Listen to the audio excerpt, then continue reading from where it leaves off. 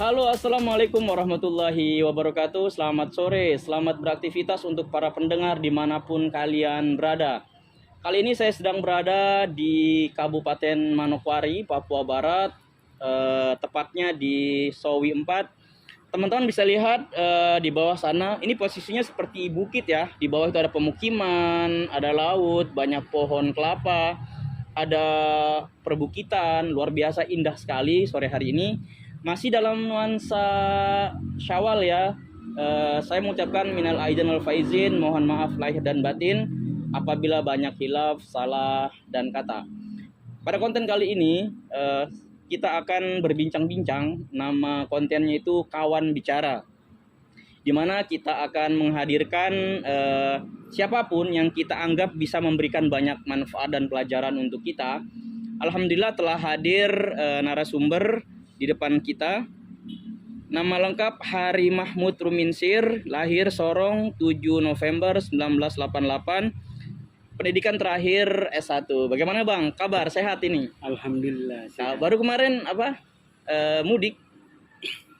Ya gimana ya?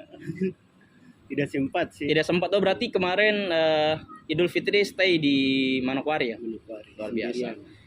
Perlu informasi teman-teman kalian, beliau ini adalah salah satu senior saya juga di perantauan waktu masih di Jakarta. Kemudian beliau sekarang sedang berproses menjadi honorer di PUPR di provinsi ya, Papua Barat. Ya, kita doakan semoga beliau diberikan Allah kesehatan, kelancaran dan juga diangkat derajatnya. Yang penting selalu sabar ya Bang dan semangat. Amin ya rabbal alamin. Nah, kita bicara hidup Bang Hari. Kita bisa mengambil banyak pelajaran dari siapapun yang ada di sekeliling kita, baik teman, sahabat, orang tua, atau siapapun. Karena banyak hal yang kita bisa ambil, entah dari pengalamannya. Kalau kita bicara belajar itu bukan hanya di sekolah, bukan hanya di kampus, tapi juga kita bisa mengambil banyak pelajaran dari pengalaman orang lain, cerita orang lain. Karena lagi-lagi banyak hal yang mungkin kita tidak mengalami, tapi minimal kita bisa menjadikan itu pelajaran agar ke depan kita punya gambaran, agar kita bisa lebih baik. Untuk kesibukan apa nih Bang? Kesibukan sekarang? Untuk kesibukan sekarang, ya sementara masih aktif di organisasi, terutama organisasi FKN. FKN ya. Kemudian juga ada di BKPRMI. BKPRMI luar biasa. Ya. Ya sehari-hari kerja di kantor. Luar biasa. Dari Senin sampai Jumat full di kantor, dan alhamdulillah hari ini Sabtu Minggu santai ya. Waktu senggang kita manfaatkan untuk membuat mungkin belum layak dibilang podcast ya, karena kita sederhana masih apa adanya. Semoga ke depan bisa lebih baik dari kualitas kamera, dari kualitas audio ya Bang. Semoga, dan perlu teman-teman tahu juga Bang Hari ini sangat membantu sekali dalam dalam membuat konten ya. Saya sering kali dibantu beliau dalam hal mengedit dan juga banyak pemikiran beliau. Oke Bang, kita bicara perjalanan hidup. Lahir di Sorong, terus SD di Pulau Dom. SD di Pulau Dom. Nah teman-teman mungkin para subscriber atau siapapun yang menonton yang mungkin seangkatan dengan beliau di Pulau Dom. SD Yapis Dom. SD Yapis Dom, teman-teman bisa komen di bawah. Beliau adalah salah satu alumni.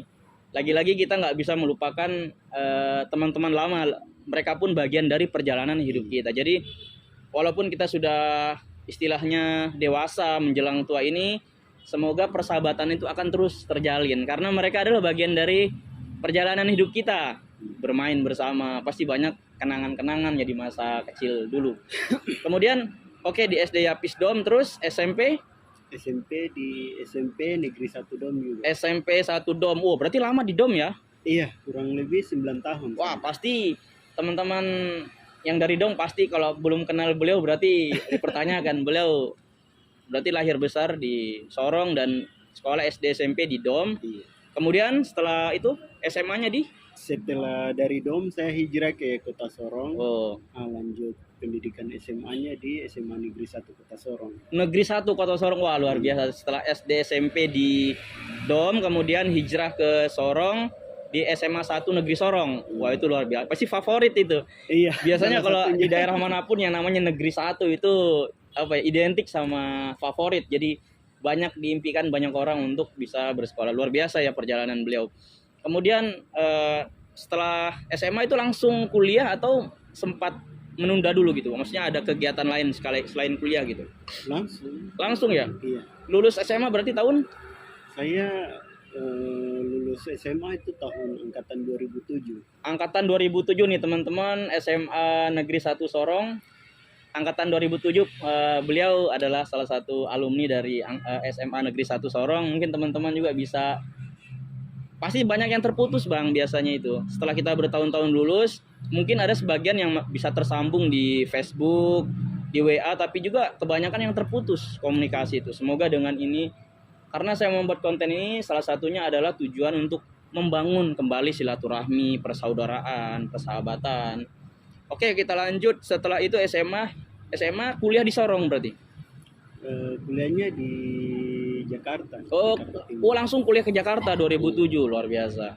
Ambil apa Bang? Kuliah di universitas apa dulu? Saya ambil sekolah tinggi ilmu pemerintahan. Ilmu pemerintahan, luar biasa. Memang itu masa-masa sulit sih waktu berangkat. Pada saat itu kan ibu saya sakit. Oh, ibu Itu sakit. Dilema sama pertimbangan yang memang saya ambil itu berat. Iya, keadaan dilema ya Bang di antara Iya. ibu sedang sakit, terus juga Abang ada pilihan untuk sekolah di Jakarta. Iya. Tapi itu luar biasa Bang ya. Masa-masa sulit saya. Sulit ya, betul. Ketika saya di Jakarta ada sekitar sebulan lebih, wah itu dengar kabar ibu meninggal. Itu umur apa? Sudah kuliah semester berapa tuh Bang? Baru masuk kuliah. Luar biasa, baru masuk kuliah, kemudian mendengar berita duka dari kampung, ibunda beliau meninggal dunia. Tapi sempat pulang apa? Iya, yang namanya orang menuntut ilmu begitu. Waduh, luar biasa. Kalau saya mungkin nggak kuat itu. Iya. Memang sempat down. Down juga, ya pastilah. Apalagi kehilangan seorang ibu itu mungkin apa ya istilahnya, patah hati terbesar seorang laki-laki itu ya kehilangan ibunda sih, menurut saya gitu. Tapi luar biasa beliau tetap dengan semangat perjuangannya, dengan banyaknya rintangan, masalah, cobaan. Tapi setelah itu di universitas mana tuh dulu Bang? Sekolah tinggi administrasi Kaula Indonesia. Sekolah tinggi Kaula Indonesia ya? Kaula Indonesia itu tepatnya di Jakarta Timur. Di Jakarta Timur, Kalimalang. Iya. Kalimalang, luar biasa. Mungkin teman-teman juga yang lulusan dari sana bisa komen di bawah atau juga bisa menyambung kembali silaturahmi bersama Abang Hari. Setelah itu S1 sampai berapa tahun tuh Bang lulus? Sampai selesai, udah itu sempat balik ini. Oh, sempat balik ke Sorong, sempat balik. Jadi kita ini kan kiriman dari pelajar dari Kabupaten Raja Ampat. Iya. Jadi waktu itu kakek saya kan kerja di pemerintahan Kabupaten Raja Ampat. Nah, kebetulan yayasan kami AFKN ini dia rekrut pelajar dari berbagai kabupaten yang ada di semua Papua. Terutama kita yang ada di Raja Ampat, makanya saya juga direkrut. Waktu itu yang ketua Kabupaten Raja Ampat itu almarhum Pak Alfaris Labagu. Oh, almarhum Pak Alfaris, kenal saya beliau, luar biasa itu beliau. Jadi beliau kebetulan pas juga kenal baik sama kakek saya.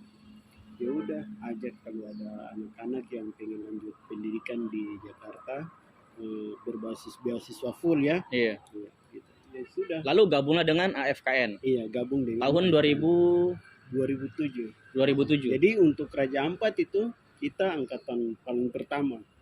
Jadi waktu itu kita kurang lebih 20 orang. 20 orang Raja Ampat, ya betul. 2007 berarti saya masih SMP tuh. Oh iya. SMP kelas 3. Saya 2004 lulus SD, 2005, 2006. Oh, 2007 itu baru naik 1 SMA. Iya. Teman-teman perlu ketahui, dulu saya bersekolah di Pondok Pesantren Khusus Yatim Asyafiah di Jatiwaringin. Nah, beliau inilah abang-abang kita, senior-senior kita yang sering kali berkunjung mewakili ayahanda Ustadz Fadlan untuk menengok kita, melihat kita, mengurusi segala keperluan kita selama di pesantren. Luar biasa sekali beliau-beliau ini. Oke, kemudian kuliah lagi tuh. Iya. Jadi kita yang mahasiswa waktu itu kurang lebih ada sekitar 6 orang. 6 orang kuliah di mana tuh, Bang? Itu ada Bang Akbar. Bang Akbar, halo Bang Akbar Alail. Iya, Bang Iya. Akbar Alail. Oh, itu teman baik lah. Iya, Terus ada Bang Nurdin. Bang Nurdin. Kemudian dari Misol juga ada Bang Yusuf almarhum. Iya, Yusuf Nurlete almarhum. Oh, itu teman-teman baik semua. Iya. Memang kita itu ketika apa ya? Ketika di Raja Ampat itu seperti di sini itu biasa, tapi kalau sudah merantau udah Betul. seperti saudara kandung. Nah, ini teman-teman, pelajaran yang perlu kita ambil juga. Jadi ketika kita merantau, pada akhirnya yang menjadi saudara kita adalah sahabat-sahabat kita di rantau itu. Iya. Artinya kita harus memperbanyak saudara, memperbanyak teman. Karena kalau kita susah di rantau, yang pertama kali tahu dan yang akan membantu adalah teman-teman kita ini. Lah, inilah istilah orang tuh saudara di perantauan ya, Bang, luar biasa. Semoga almarhum Bang Yusuf Nurlete juga semoga Allah jadikan kuburnya terang dan husnul khotimah ya, amin ya rabbal alamin. Oke, Bang, kita lanjut. Kemudian setelah itu di FKN sempat kuliah lagi atau bagaimana itu?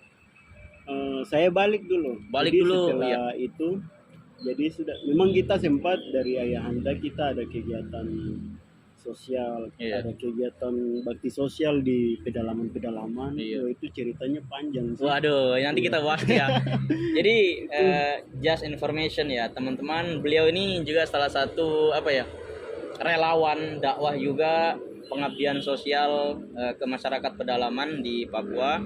Kalau saya ini belum pernah mengikuti ya untuk kegiatan itu karena zaman itu saya masih sekolah. Nah, abang-abang inilah yang mengikuti jejak dakwahnya Ustadz Fadlan ke daerah pedalaman. Itu nanti ada part khusus lah kita membahas tentang suka dukanya mengikuti dakwah ya. Oke, Bang, setelah itu informasinya kan Abang sempat juga menempuh pendidikan di Malaysia, itu di bidang apa ya, Bang? Nah, jadi ceritanya gini, jadi setelah kita selesai S1, kemudian kita dari Yayasan AFKN itu bekerja sama dengan HPA. Oh, HPAI. HPA itu Herba Penawar Al-Wahida. Itu perusahaan pusatnya itu di Malaysia. Oh, itu kalau untuk pengobatan Tibun Nabawi itu Tuan Haji Ismail itu orang ahlinya itu. Pakarnya sudah ya? Pakarnya. Ahlinya. Wah, Ahlinya. Jadi beliau mendirikan HPA ini untuk merekrut umat muslim yang ada di Malaysia. Iya. Bukan hanya di Malaysia, Indonesia, tapi di semua Asia. Nah, itu dikumpulkan. Beliau kumpulkan kita semua, kemudian kita belajar Tibun Nabawi. Jadi ada saudara-saudara kita, ada yang dari Thailand, ada yang dari Singapura, ada yang dari Brunei. Internasional ya? Iya, skala internasional. Luar biasa. Bahkan ada dari Eropa. Di sana di Malaysia kita belajar Tibun Nabawi selama sebulan. Iya. Kita memang perjalanannya pertama awal keluar negeri kan. Iya. Jadi kita dikasih 350 ringgit sama ayah. 350 ringgit. Iya, saya ini orang pertama nih. Orang pertama yang protes ke beliau. Iya. Ayah ini kenapa cuma 350 ribu ini? Iya. Jadi langsung beliau bilang, wah itu tuh besar itu. Wah, nilai tukar. Benar. Jadi selama Iya. kita pendidikan di sana belajar Tibun Nabawi, itu 1% pun juga kita tidak mengeluarkan duit. Iya, beasiswa full ya. Saya juga kita pernah makan di luar. Jadi selama kita pendidikan kan makan ditanggung. Cuma kan tahu tuh orang-orang Papua. Aduh, kalau sudah dikasih makan, kalau sudah lapar sedikit kita cari makan. Ya. Jadi itu saya saking kagetnya itu belanja tuh makan kita timbal sendiri. Kalau di sini seperti apa ya, prasmanan. Iya. Itu makan setelah selesai makan, itu makannya pokoknya enak-enak. Ikan ini baronang, ikan tidak tahu kalau di sini kan sekitar 70-an ya, 70 atau 80 lah. Iya. Ya seperti yang kita lihat-lihat toh di Raja Ampat, di Manokwari sini. Setelah makan itu kita mau bayar, ya sudah pikir dalam ini benak pasti 20 ringgit ini. Itu besar itu kalau 20 ringgit tuh. Pas tanya gini, yang jaga kedainya dia bilang 1 ringgit 1 sen gitu. Iya. Pokoknya lebih Uang kita semua murah sekali. Murah sekali ya, iya. Luar biasa. Kalau sekarang berapa ya maksudnya nilai tukar? Kalau nggak salah 5.000 apa 6.000 gitu. Udah lama Iya, saya lama. udah tidak tahu. Kebetulan Bapak juga dulu sempat jadi TKI Oh. juga di Malaysia gitu. Luar biasa. Jadi sempat sebulan menjadi apa ya? Praktisi lah Tibun Nabawi ya. Iya. Luar biasa. Jadi apa ya Bang, hari ini banyak sekali menurut saya talentanya ya, keahliannya, selain juga beliau apa ya? Administrasi pemerintahan ya. Iya. Di administrasi pemerintahan, kemudian juga beliau di Tibun Nabawi ya. Mungkin teman-teman yang belum tahu, Tibun Nabawi itu adalah pengobatan ala Rasul ya. Ada bekam di situ, kemudian juga akupuntur, ada kiropraktik Bang ya. Iya, ada kiropraktik. Kiropraktik. Mungkin teman-teman terutama yang ada di sekitaran Manokwari, Papua Barat, di Sorong yang ingin bertanya-tanya terkait Tibun Nabawi atau Herbala ya, bisa langsung ke Bang Hari. Atau mungkin juga yang mengalami kendala-kendala ingin bekam bisa langsung hubungi beliau atau nanti komen ya di video ini. Oke Bang, kita lanjut santai. Tapi sambil diminum dulu Bang nih biar santai ya kita, karena konsepnya ini santai, nggak usah. Nanti lepas kita dari sana kita balik. Jadi sudah itu yang tadi saya sempat jelaskan toh. Iya. Kita bakti sosial di pedalaman-pedalaman. Jadi kita juga sama Yayasan FKN itu kita masuk itu mulai dari Sorong Selatan. Sorong Selatan. Itu memang daerah pedalaman sekali tuh. Artinya kita masuk ke tengah-tengah masyarakat yang memang mereka betul-betul memerlukan bantuan. Iya. Dan memang kita juga rasa susah. Saya pernah itu masuk di daerah Migori, itu ada satu cerita tuh. Nah, gimana tuh Bang? Jadi masuk mandi kan, Iya. jadi sama ayah anda. Jadi beliau bilang gini, timba air dulu. Jadi saya timba air, kan ember kan putih, ember cat yang itu, Iya. putih bersih Iya, kan. betul. Kenapa nih merah airnya? Airnya merah. Timba buang. Jadi beliau ini udah pakai sabun ini, udah free nih. Bilang, lama sampai. Dia bilang, ayah air kotor. Beliau bilang, otak itu memang air di sini begitu. Ternyata memang air di daerah pedalaman yang tidak kebayang seperti kita di daerah-daerah kota. Airnya memang bersih. Belum cuma dari segi warnanya aja Iya, yang warna. beda. Biasa tuh memang dari ini akar-akar sagu biasanya itu. Iya. Kita juga Di situ kita terapkan ilmu yang kita dapat dari Malaysia, kita terapkan buat bahkan kita masuk sampai ke Seram bagian timur. luar biasa ya Bang. Iya. Tapi memang banyak sekali ya, maksudnya kalau kita pelajari itu ya, kayak tumbuhan-tumbuhan di sekitar kita yang bisa kita jadikan alternatif, maksudnya obat gitu. Iya. Juga yang terkenal sekali itu kalau kita di teman-teman sekalian mungkin yang belum tahu, AFKN itu kepanjangan dari Al-Fatihah Nusantara. Pimpinan pendiri sekaligus presiden hari ini adalah Ustadz Fadlan Garamatan. Informasi sedikit, jadi Al-Fatihah Nusantara ini adalah yayasan dakwah sosial pendidikan dan kemanusiaan yang fokus dalam bidang tadi pendidikan, sosial, dakwah, di mana AFKN ini apa ya membiayai atau memberikan beasiswa kepada putra-putri yang ada terutama yang ada di Papua Barat untuk bersekolah, berkuliah ya, difasilitasi di situ. Kemudian juga diajari bagaimana seperti tadi ya skill Tibun Nabawi. Itu luar biasa sih menurut saya Bang ya. Nah, oke Bang, kita lanjut mengenai perjalanan lagi-lagi ya.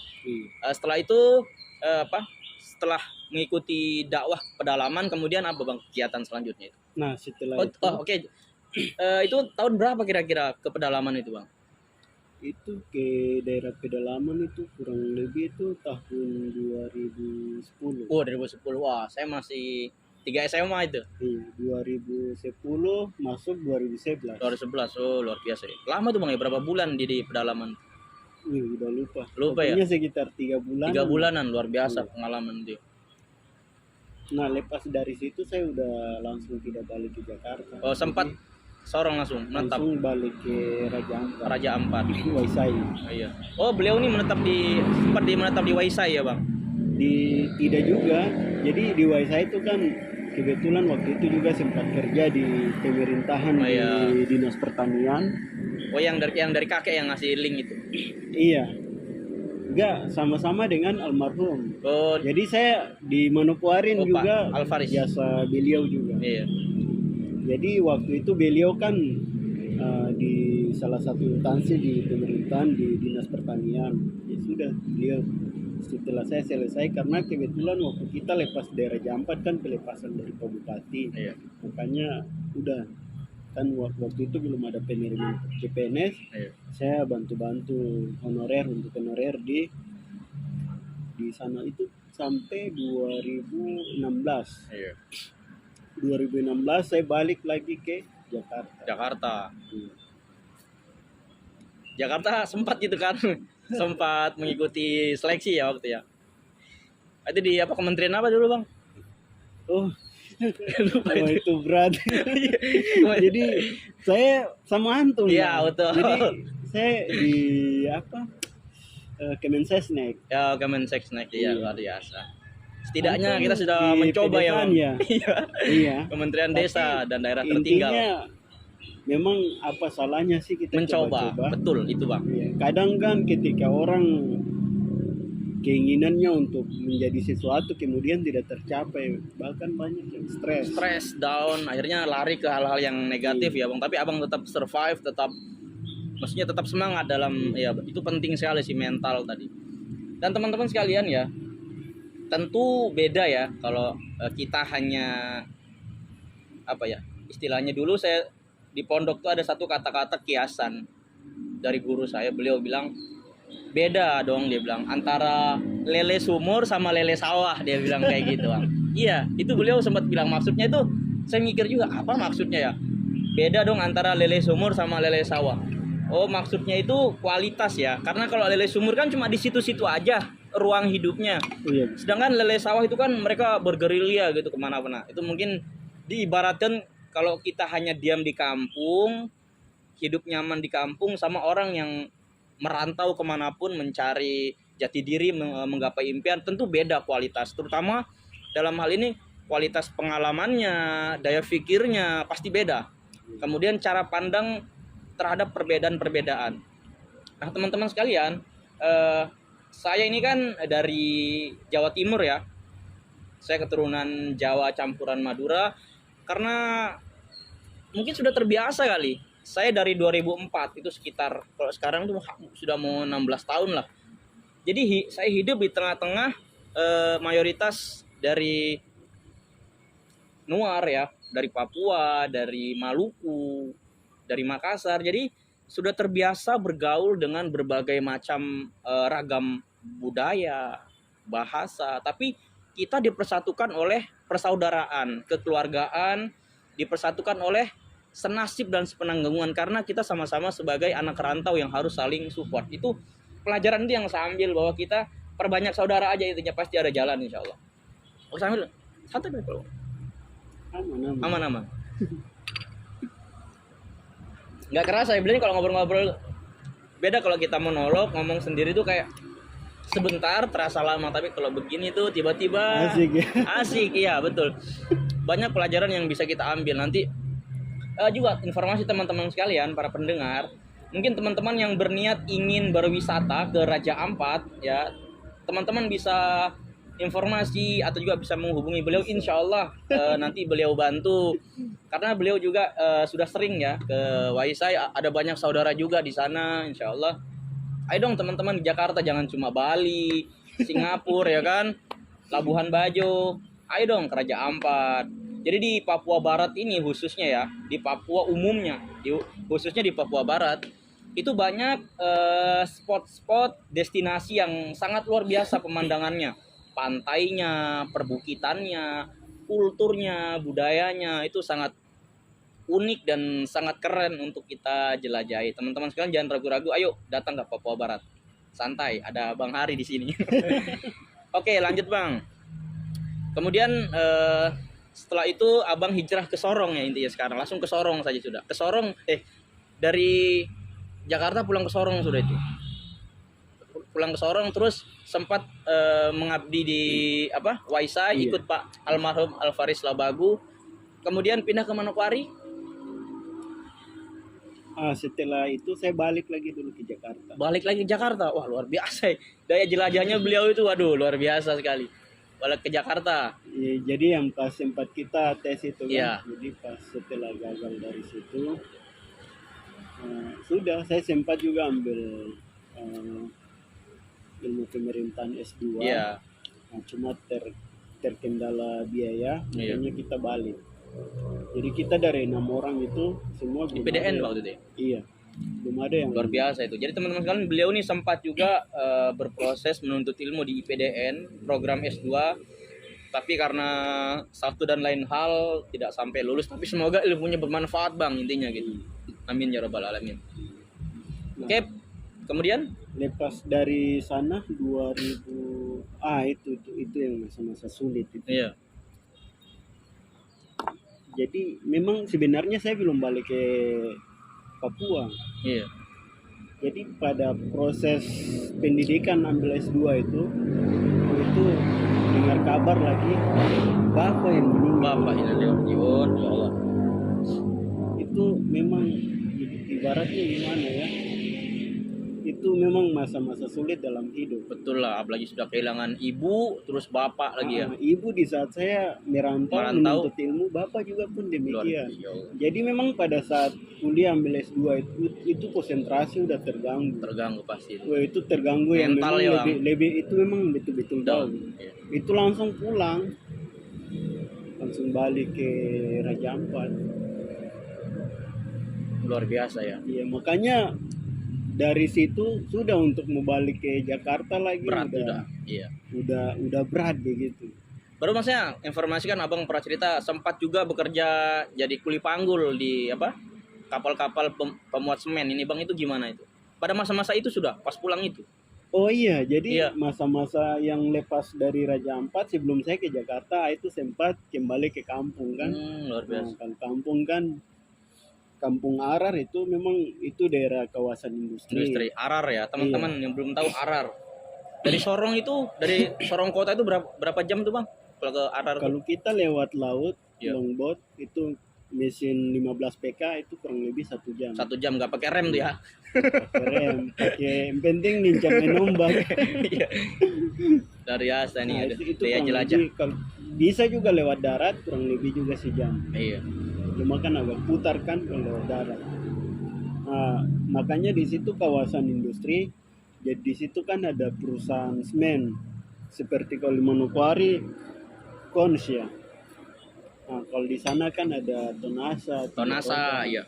Nah, jadi mereka masuk bahan mentah. Nah, kita kerja di situ. Jadi bongkar muat. Iya.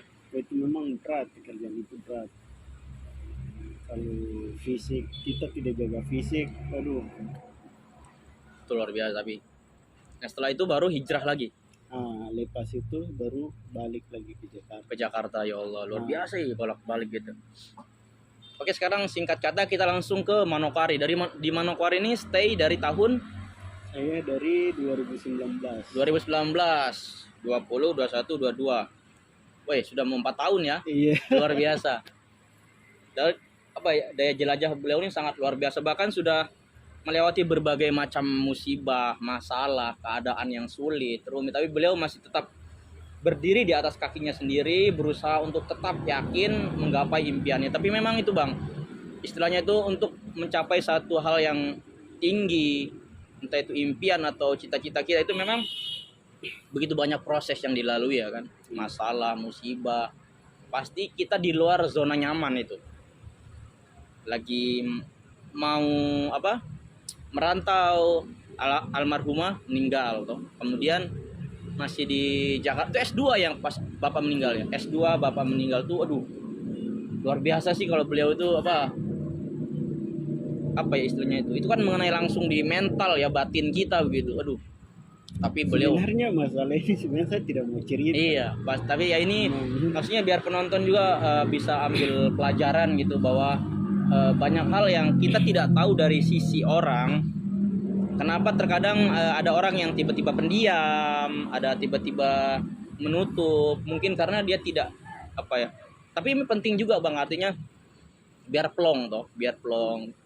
Ya semoga almarhum dan almarhumah ini apa ya, Allah jadikan kuburnya raudhah min riyadil jannah, dan juga artinya pengabdian kita ke orang tua itu hidup dan mati, artinya dunia dan akhirat gitu. Kalau memang pas beliau hidup ya kita lakukan sebisa kita, dan ketika beliau-beliau sudah almarhum almarhumah ini ya pasti kita harus banyak berbuat baik, berdoa, beramal dengan niat untuk beliau. Nah, lalu sekarang ini Bang, bicara obsesi ini. Obsesi itu kan penting ya. Ada satu pelajaran penting tentang obsesi. Jadi teman-teman sekalian, beberapa bulan lalu saya menonton videonya Bang Panji Pragiwaksono. Itu terkenal sekali beliau di stand up comedy tentang obsesi. Jadi beliau menceritakan tentang beberapa tokoh, ada apa? Tokoh ini juga atlet MMA juga kayak Mike Gregor, Jorge Masvidal, terus Michael Jordan. Mereka ini adalah tokoh-tokoh yang luar biasa tapi memiliki perjalanan yang sangat berliku gitu. Michael Jordan dengan begitu hebatnya, dengan basketnya, sempat juga tidak terpilih pada tes basket di SMA-nya. Mike Gregor juga gitu, bahkan dia tukang ledeng ya, tukang pam lah istilahnya, tukang bersih-bersih, tukang air. Kemudian Jorge Masvidal itu anak jalanan. Jadi kalau bisa dibilang ya Bang, skill itu 1%. Skill alami yang kita alami ini 1%. Nah 99%-nya adalah keinginan, gairah, semangat hidup untuk mencapai apa yang kita inginkan itu. Makanya kalau boleh jujur kan sekarang Abang sudah tidak memiliki ayah dan ibu gitu kan. Hal apa nih, hal terbesar apa yang Abang sedang perjuangkan kira-kira? Ini loh yang mau saya capai gitu. Kalau saya kan punya impian, saya contoh nih, impian saya adalah saya punya 1 atau 2 usaha yang bisa menjadi sumber pendapatan, terus bisa membantu perekonomian bapak dan ibu, membahagiakan anak istri. Udah sesimpel itu aja gitu. Kalau Abang gimana kira-kira capaian? Apa kira-kira? Sebenarnya kalau saya tuh sih Mengalir aja. cuma satu aja, artinya tujuan saya cuma satu aja ya. Apa yang saya miliki, artinya saya ingin membahagiakan orang yang susah. Jadi ketika kita sudah susah nih, pernah dibantu kan sama orang lain kan. Nah, hal ini yang saya juga ingin memperjuangkan itu ketika nanti saya jadi orang sukses. Itu luar biasa itu ya. Itu Bang, memang itu luar biasa sih menurut saya. Intinya saya baru saja bikin konten juga tentang kelapa ya tadi. Barusan ini tentang kelapa. Nah, kelapa itu kan satu tanaman, satu buah yang memiliki banyak sekali manfaat, dari mulai pohonnya, dari mulai buahnya, batangnya, terus janurnya, lidinya semua. Jadi memang benar sih kata Rasulullah bahwa sebaik-baik umat atau sebaik-baik manusia adalah orang yang bermanfaat bagi manusia lainnya. Dan itu menurut saya cita-cita yang sangat luar biasa sekali sih Bang. Bagaimana kita memang sadar bahwa kita hidup ini kan tidak terlepas dari bantuan orang lain. Itu harus kita sadari dulu. Kita sebagai makhluk sosial yang tidak terlepas dari bantuan orang, kebaikan orang ya Bang. Contoh kayak kebaikannya Ustadz Fadlan, kebaikannya Pak almarhum Pak Alfaris, dan masih banyak lagi orang-orang yang membantu kita, sahabat, teman seperjuangan. Jadi intinya kalau suatu hari ya tercapai apa yang Abang inginkan, apapun itu, semoga ya bisa terlaksana ya Bang, bisa membantu terutama di sekitar kita ini loh. Kan masih banyak orang-orang yang tidak mampu, ingin bersekolah tidak bisa, hidup masih di bawah garis kemiskinan. Intinya semoga di hari tua nanti kita bisa berbuat banyak lah. Kalau sekarang Abang berapa? 33 ya Bang? Udah 34 ya. Jadi beliau sama saya jaraknya 4 tahun. Saya 30, beliau 34. Tapi apa artilah sebuah umur gitu Bang? Umur itu kan cuma angka ya teman-teman sekalian. Umur itu cuma kalkulasi daripada angka-angka. Dia hanya kalkulasi dari tahun berganti, hari berganti, jam berganti. Tapi pada intinya bukan itu sih. Hidup itu kan bukan seberapa lama kita hidup. Intinya adalah bagaimana kita mengisi setiap sisa hidup itu loh. Untuk apa? Nah itu yang terpenting sih. Mau umur berapapun, yang terpenting kita tuh selalu mengisi setiap waktu yang Allah kasih kesempatan untuk kita dengan hal yang baik gitu ya, berbuat baik ya, dengan versi kebaikan kita lah gitu intinya. Jadi apa ya, mari gitu semakin tua semakin bermanfaat sih teman-teman sekalian.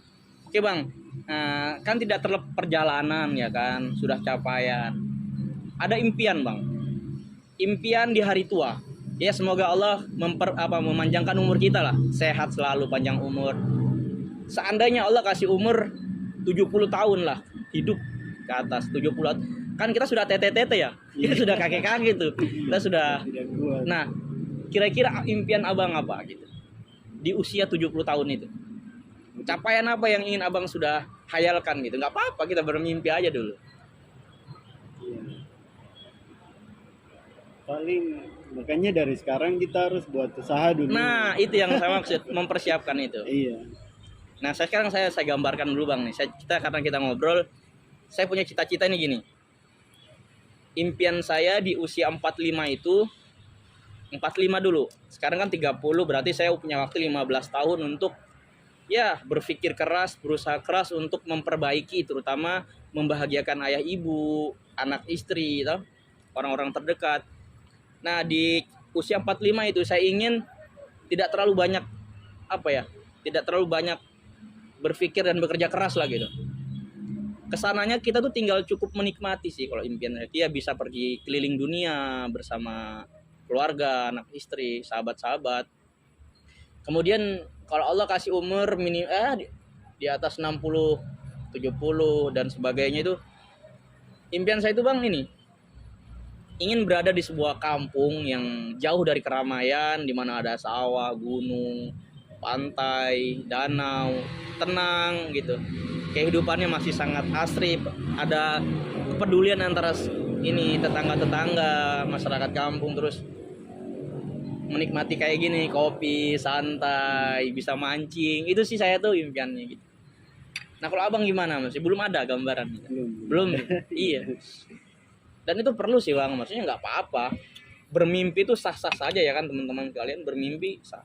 Tapi yang terpenting bagaimana kita mempersiapkan. Karena guru-guru kita berpesan itu mungkin kalau saya mohon maaf ya, itu ada hadis kalau nggak salah. Bekerjalah kamu seakan-akan kamu tuh hidup 1000 tahun. Jadi boleh-boleh saja kita bercita-cita, bekerja keras. Kemudian berdoalah atau beribadahlah kamu seolah-olah kamu akan mati besok. Itu bijaksana sih pesan itu. Kalau kita harus optimis bang. Bagaimanapun keadaan kita hari ini ya, kita harus optimis, kerja keras, semangat, punya cita-cita, punya harapan, itu penting gitu. Bisa dibayangkan kalau kita hidup tanpa semangat, tanpa harapan tuh kayak orang, kalau istilah anak Jakarta tuh mati gaya gitu, kayak kita nggak punya gairah hidup. Itu penting bang. Apapun kenyataan kita harus tetap semangat, harus tetap punya cita-cita gitu. Kemudian hidup di dunia pun seimbang gitu.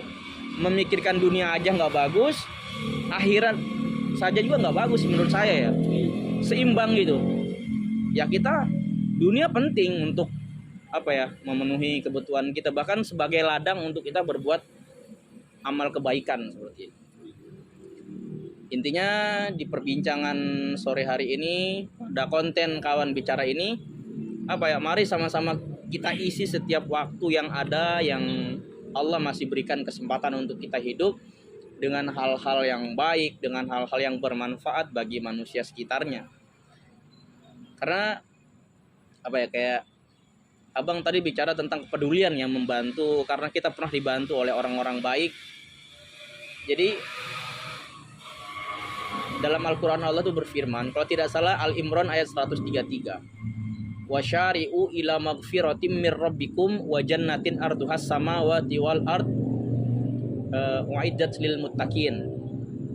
Jadi orang-orang bertakwa di situ digambarkan sebagai orang-orang yang bersedekah, orang-orang yang bersedekah untuk bersedekah dalam keadaan lapang maupun sempit. Artinya mungkin hari ini kita jatuhnya mungkin belum mapan lah, tapi ya layak kita syukuri gitu. Tapi paling tidak bersedekah atau berbuat baik itu kan tidak harus kaya ya Bang.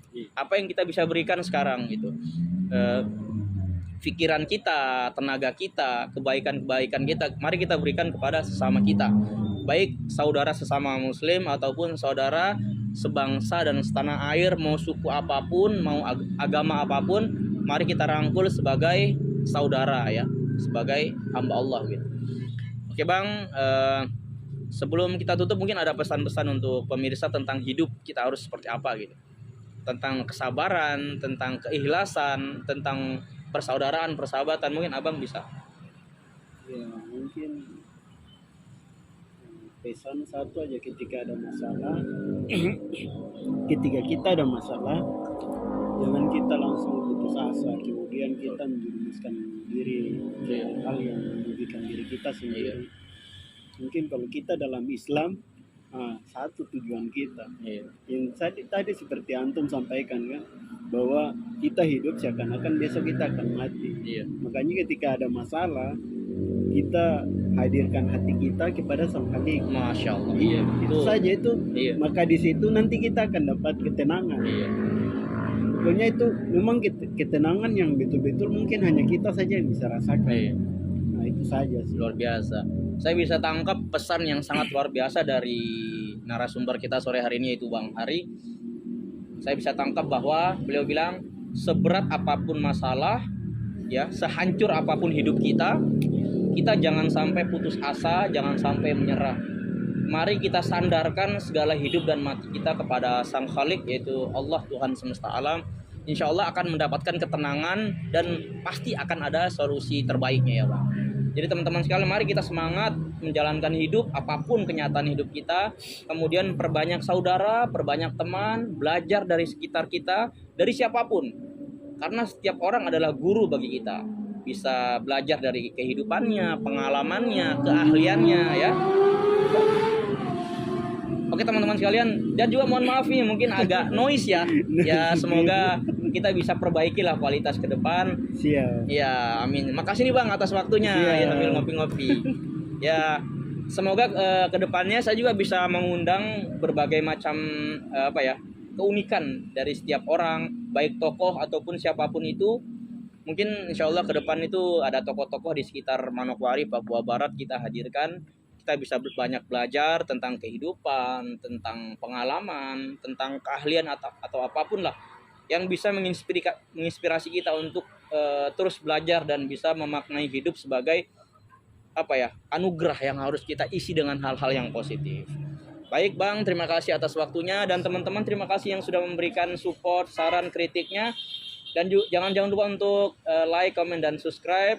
Semoga channel ini terus bisa konsisten, bisa terus eksis, dan bisa mendatangkan manfaat untuk hadirin sekalian. Demikian dari saya, wassalamualaikum warahmatullahi wabarakatuh. Sampai jumpa pada konten selanjutnya.